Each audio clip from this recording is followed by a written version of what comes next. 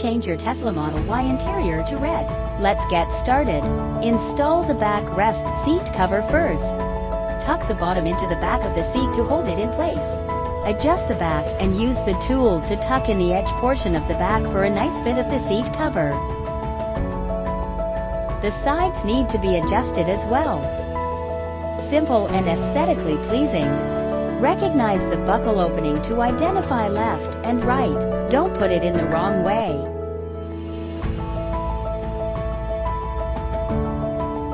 Look at the installation of the hooks. Put up the hooks first. Horizontal fixing straps connected by hooks. It can be fixed by directly fastening the buckle and adjusting the rope strap. Installation is complete when the dust cover is secured on the back.